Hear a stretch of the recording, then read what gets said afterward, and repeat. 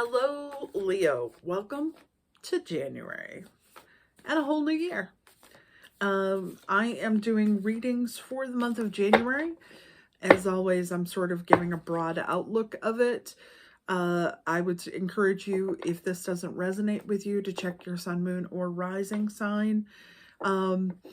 We are going into the beginning of 2022. Who'd have thought? This has been the longest, but also the shortest 2 years on record.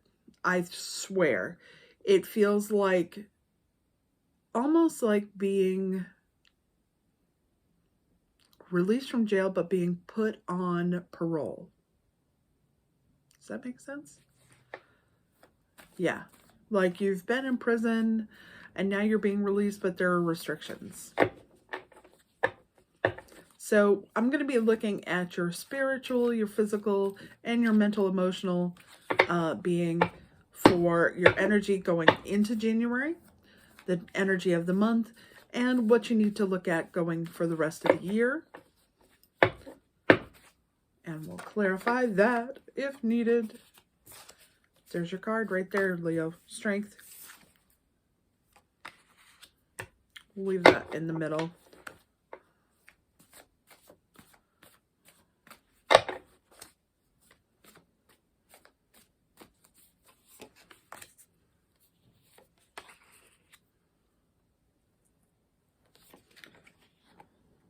Feels like you've done a lot of work. Like you have really done some of the work that you knew needed to be done to understand how to move forward, is what I'm being told. In the beginning, you're coming into this can be a card of celebration. It can also be a card of partnerships, of investment in a partnership, investment in a relationship that will have good outcome. I don't know how to put that any different. So there is sort of that investment going from December into January. It does feel like you have, because this is in the spiritual part of the reading, it feels like you have connected with something that is a bigger picture. And because of that, there's been this sort of uplifting, and I'm getting chills, so I think that's right. An uplifting of working together towards this, whatever this is, whether it's a spiritual growth, whether it's an understanding of something that you have had whatever this is, it's looking good. Whatever you have done, it recognizes that you are on the path towards, it feels like an education. It feels like it is an investment in yourself in this part of your life. So part of that is dealing with the past. And I've had the Knight of Wands come up in several different places, in several different readings, but in several different places. And I really feel like this is a herald of the past. And it's telling you that how you looked at things in the past doesn't necessarily always work for the future. So it is to recognize it and to move on.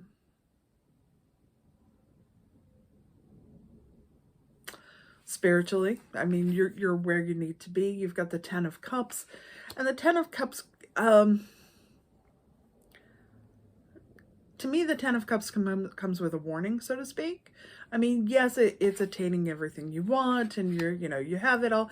Not to rest on your laurels, which, by the way, there's a laurel wreath around on the world here. It is telling you not to rest on what you've already accomplished. Physically, you're coming into this feeling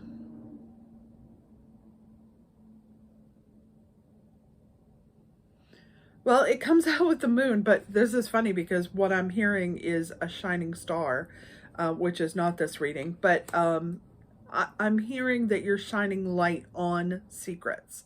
You're shining a light on the darker side of, well, illusions and delusions is right smack in the middle of this reading. Ironically, it is above your strength card. So you are moving from a place of physically,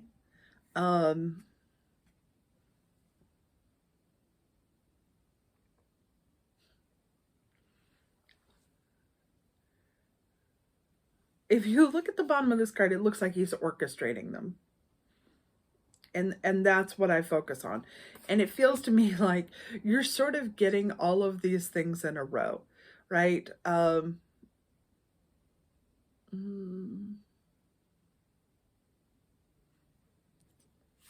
world. The world is the outcome. Which is interesting because mentally and physically you're starting out with the Empress. You're starting out with this very nurturing global understanding of how things work. And you do have the star, by the way. This is the star, which is sort of that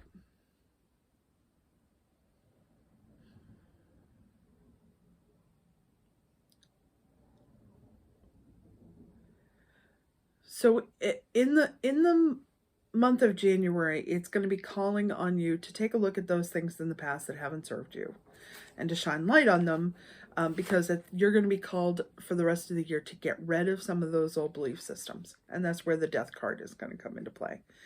Death doesn't mean physical death. It can. In this case, it is talking more about in order for your mental and emotional well-being to be maintained throughout the year, you're going to have to move to a point where you are dealing with some of the things, and I'm getting like my ear just went funky.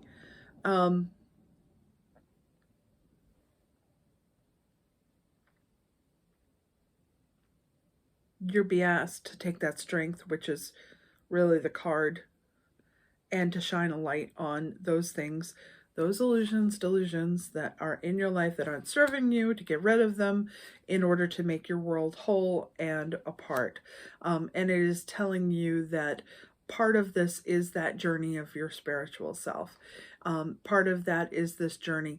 There's a real sense here throughout the month of January that it's dealing with and bringing to light past influences. And only until you deal with that is it going to let you move forward.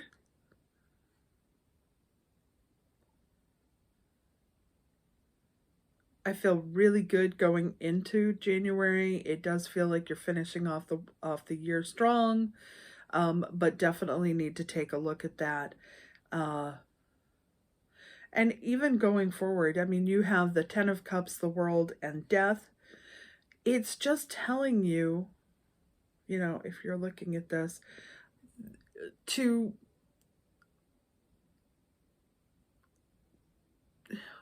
what everybody else has got, which is basically to get rid of those things that no longer serve you. And I sound like a broken record, and I apologize, but that's what it keeps coming up to, is for the rest of the year, we are going to be called on to get rid of those things in our lives that aren't working. Now,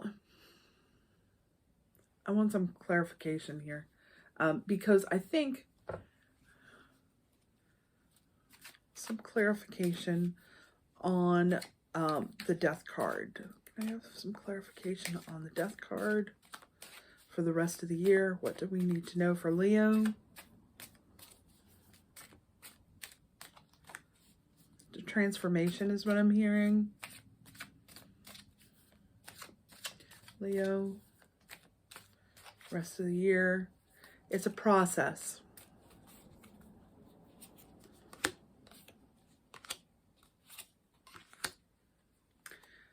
Okay, it's not going to be an always easy battle. You're going to be called on to create with others. Leos are not good on partnerships, by the way. Not always. We can be, but we're not always, because we'd rather just do it ourselves. Investment in growth, but it could come with some chaos.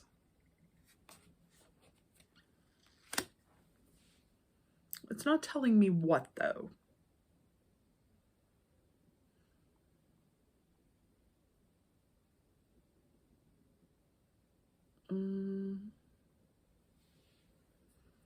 Well, let's try the Shamans Oracle and see if we can get something. What is the message for Leo? What do we need to know for January of 2022?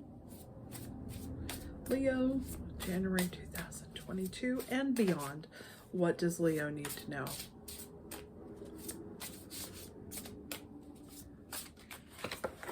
Fudge. It needs to know that you're going to drop all the cards on the floor. And in that case, we're just drawing 2.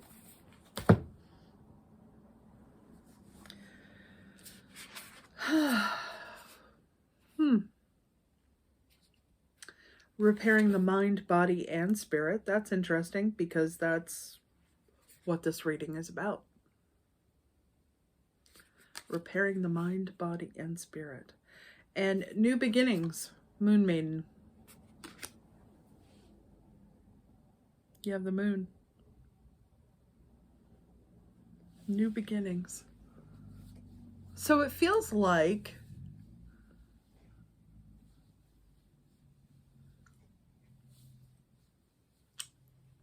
it feels like to me like there is a new opportunity that's going to be coming. It's probably not going to be coming until after the first part of the year. And by first part, I mean January, February, March. We're all going to see some interesting times. It's going to be a little... Spring is going to mean a lot. When we get to spring, it's going to mean a lot. For every sign.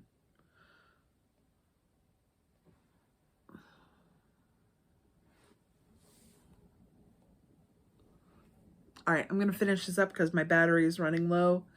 And, yeah. I hope this all works for you. Please stay safe. Stay healthy. Know I'm sending blessings from Maine. Bye-bye.